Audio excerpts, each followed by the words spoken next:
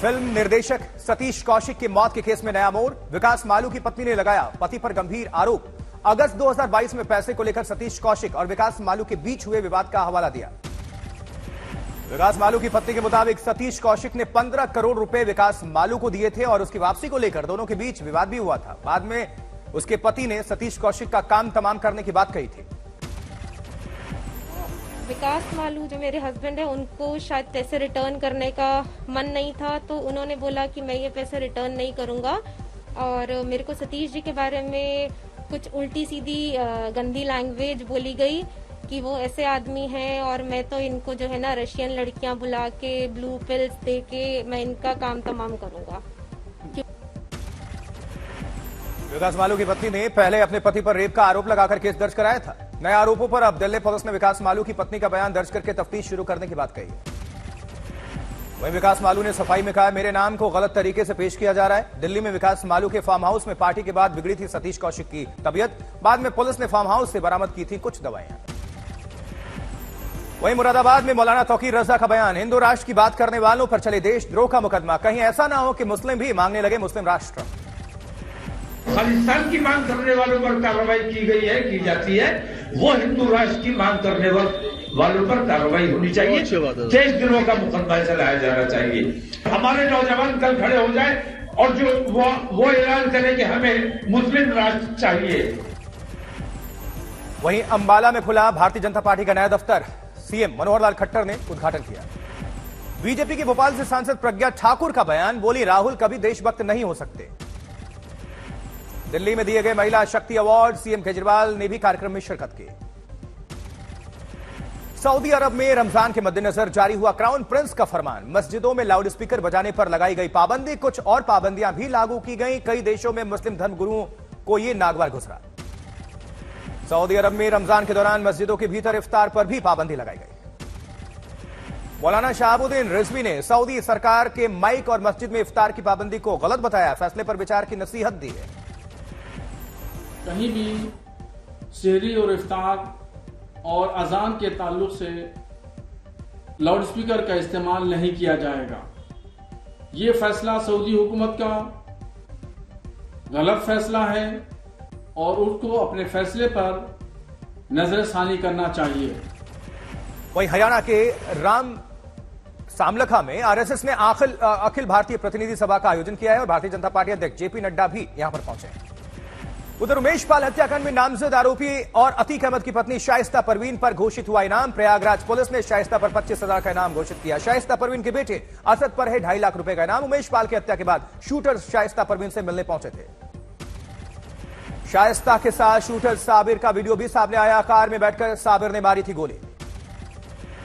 वहीं मुंबई में राम मंदिर के पुजारी को बीजेपी पार्षद के बेटे ने दी जान से मारने की धमकी, मामला दर्ज हुआ। शराब घोटाले में केक कविता से 8 घंटे तक ईडी की पूछताछ हुई। 16 मार्च को फिर से बुलाया गया। कविता को कारोबारी अरुण रामचंद्र पिल्लई के साथ बिठाकर पूछताछ। पिल्लई ने ही लिया था कविता का नाम। कविता से समीर महेंद्रू की कंपनी इंडो स्पिरिट में कथित निवेश पर हुए सवाल जवाब। विजय नायर से मीटिंग का सच पूछा गया। बीजेपी का कविता पर निशाना, पूछा इंडो स्पिरिट से अपने रिश्तों के बारे में बताएं। कविता से पूछताछ का बीआरएस ने किया विरोध। हैदराबाद में लगे आपत्तिजनक पोस्टर्स, दिल्ली में प्रदर्शन। पूर्व विधायक के रिश्तेदार की मौत पर अपने संसदीय क्षेत्र अमेठी पहुंची स्मृति ईरानी। कलेक्ट्रेट में गार्ड ऑफ ऑनर देकर किया गया सम्मानित। स्मृति ईरानी ने ट्रैक्टर और हार्वेस्टर प्रदर्शनी का भी निरीक्षण किया। ट्रैक्टर की सवारी भी की स्मृति ईरानी ने। उधर मैनपुरी में रामगोपाल यादव ने बीजेपी सरकार के फैसलों पर की टिप्पणी, पूछा आरोपियों का घर तोड़ना कहां का कानून है। दिनकर की रश्मि रथी कविता की पंक्तियों से योगी सरकार पर साधा निशाना। छाता है पहले विवेक मर जाता है। दिनकर जी ने एक बार लिखा है रश्मिरथी में कि जब नास मनुज पर छाता है पहले विवेक मर जाता है। रामगोपाल यादव ने आगामी चुनाव में विपक्षी एकजुटता की जताई संभावना। इमरजेंसी के बाद विपक्षी दलों की एकजुटता और इंदिरा गांधी की हार का दिया हवाला। वहीं आरा में तेज रफ्तार ट्रक ने बाइक पर सवार एक पूर्व पार्षद को रौंद दिया। मौके पर हुई दर्दनाक मौत, साथी घायल। मुंबई एयरपोर्ट पर 3 विदेशियों से 3 किलो सोना किया गया जब्त। अंडरगारमेंट्स और जूते में छुपाकर लाया गया था यह सोना। नोएडा पुलिस ने एक हत्या आरोपी को किया गिरफ्तार। सेक्टर 112 में स्थित नशा मुक्ति केंद्र में की थी एक शख्स की हत्या। इसमें लखनऊ में एक कॉलेज बिल्डिंग की चौथी मंजिल से संदिग्ध परिस्थितियों में गिर गया छात्र, अस्पताल में भर्ती। छात्र के परीक्षा को लेकर तनाव में रहने की खबरें। लखनऊ पुलिस ने ड्रग तस्करी के 2 आरोपियों को दबोचा, खेप की जब्त। शराब घोटाले में ईडी की रिमांड के बीच सिसोदिया ने जेल से लिखी चिट्ठी, कहा मुझे डरा नहीं सकते। नौकरी के बदले जमीन मामले में सीबीआई का तेजस्वी यादव को समन पूछताछ के लिए उनको बुलाया गया। लालू की 2 बेटियों पर ईडी की छापेमारी में मिले 70 लाख कैश, गहने भी बरामद। तेजस्वी यादव ने छापे में बरामदगी पर सवाल उठाए, कहा पहले 2017 के 8,000 करोड़ के दावे का हिसाब दे बीजेपी नेता। लालू परिवार के खिलाफ जांच एजेंसियों की कार्रवाई, बोले नीतीश कुमार, कहा 5 साल क्या कर रहे थे। जबकि राजस्थान में शहीदों के परिवारों की मांग पर महाभारत, सड़कों पर आरोपों के साथ उतरी भारतीय जनता पार्टी। जयपुर में बीजेपी के प्रदर्शन में किरोड़ी लाल मीणा के समर्थक हुए उग्र, कार्यकर्ताओं को पुलिस ने हिरासत में लिया। सीएम अशोक गहलोत से वीरांगनाओं के एक दूसरे गुट ने की मुलाकात, धरना दे रही वीरांगनाओं की मांग को बताया गलत। केंद्रीय मंत्री अनुराग ठाकुर का राजस्थान सरकार पर प्रहार, कांग्रेस को बताया सेना विरोधी। सचिन पायलट ने भी साधा सीएम गहलोत पर निशाना, कहा मुलाकात से समाधान ज्यादा जरूरी। राहुल गांधी के लंदन वाले बयान पर उपराष्ट्रपति धनखड़ ने फिर साधा निशाना, कहा लोकसभा में कभी बंद नहीं हुआ माइक, ऐसा इमरजेंसी में होता था। जम्मू में फारूक अब्दुल्ला ने बुलाई सर्वदलीय बैठक, कश्मीर में जल्द चुनाव की मांग। कांग्रेस महंगाई पर बीजेपी को घेरने की कर रही तैयारी, 13 मार्च को यूपी में आंदोलन। दिल्ली दौरे पर उत्तराखंड के मुख्यमंत्री पुष्कर सिंह धामी, एनएसए अजीत डोभाल से की मुलाकात।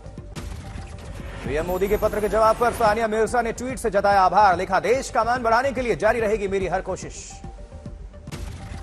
कौशाम्बी में माफिया अतीक अहमद के फरार शूटर अब्दुल कवी का भाई गिरफ्तार, अब्दुल कवी 18 साल से फरार है। उमेश पाल हत्याकांड में अतीक अहमद के शूटर अब्दुल कवी पर बढ़ाया इनाम, 50,000 का इनाम घोषित।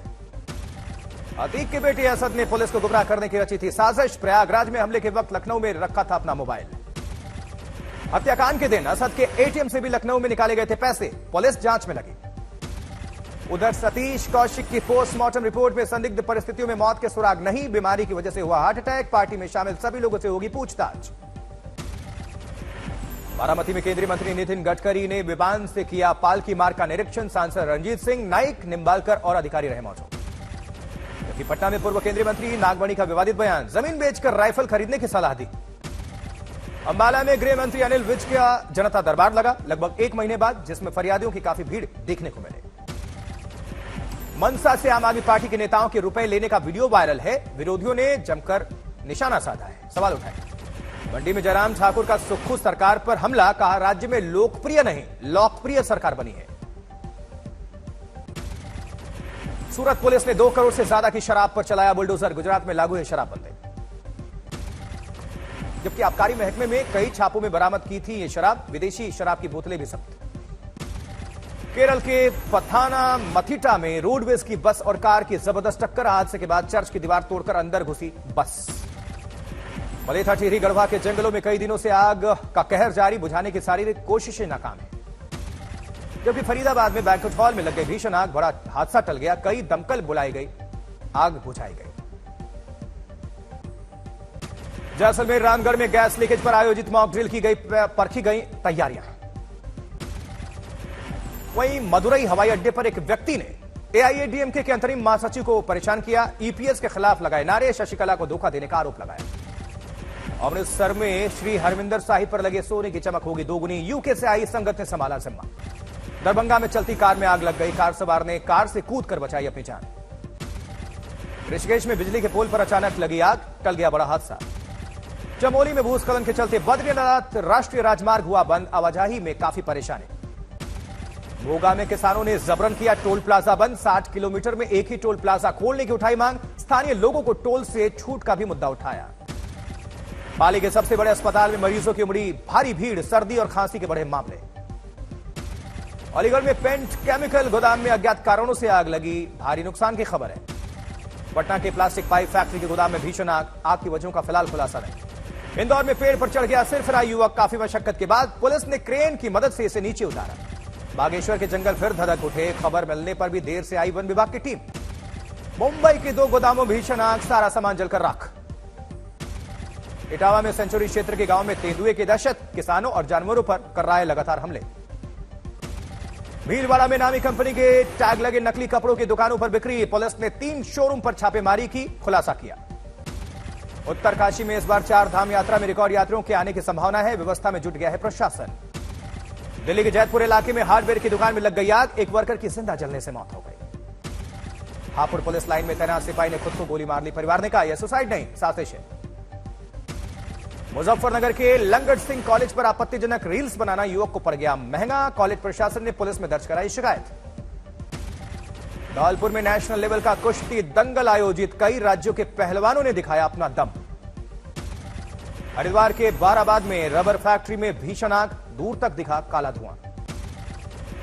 मसूरी के जामुनवाला के जंगलों में देर शाम भीषण आग, खबर मिलने के बाद भी कई घंटे बाद पहुंची टीम।